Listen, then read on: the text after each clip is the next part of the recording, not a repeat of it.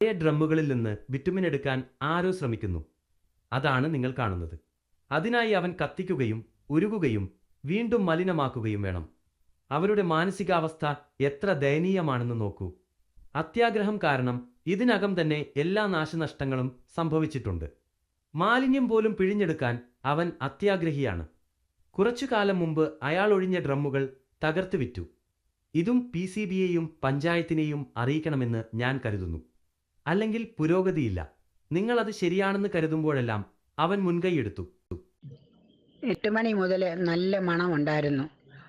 നമ്മൾ അന്നേരം ഇത്രയും വിചാരിച്ചില്ല. പക്ഷേ ഇന്ന് ഉച്ചയ്ക്ക് ഇവിടെ എല്ലാം പുകയായിരുന്നു, മണമുണ്ടായിരുന്നെന്ന് പറയുന്നു. 8 മണിക്കൊക്കെ നല്ല മണമുണ്ടായിരുന്നു. അവിടെ മൊബൈൽ വർക്ക്ഷോപ്പ് എന്ന് എഴുതി വെച്ചിട്ട് ഇനി അവരുടെ പഴയ കിടന്ന ജീപ്പുകളൊക്കെ അതിനകത്തുള്ളതെല്ലാം കത്തിച്ചുകൊണ്ട് അതും കൊണ്ട് വെളിയിൽ പോകാൻ വേണ്ടിയിട്ട് അത് ചെയ്തതാണെന്നുള്ളതാണ് അറിവ് കിട്ടിയത്. അവിടെ വേറെ പരിപാടികളൊന്നും ഇനിയും തുടങ്ങത്തൊന്നും ഇല്ലെന്നുള്ളതാണ് അറിവ് കിട്ടിയത്. നമ്മൾ അന്വേഷിച്ചായിരുന്നു. വർഷങ്ങളായി ടാർ ഡ്രമ്മുകളിൽ ബിറ്റുമൻ വിതരണം ചെയ്യുന്നില്ല. അതിനാൽ ഇവ പഴയ ഡ്രമ്മുകളുടെ അവശിഷ്ടങ്ങളാണ്. ചില മാൻകുരങ്ങുകൾ അവ ഉരുക്കി വിൽക്കാൻ തുടങ്ങിയിട്ടുണ്ട്.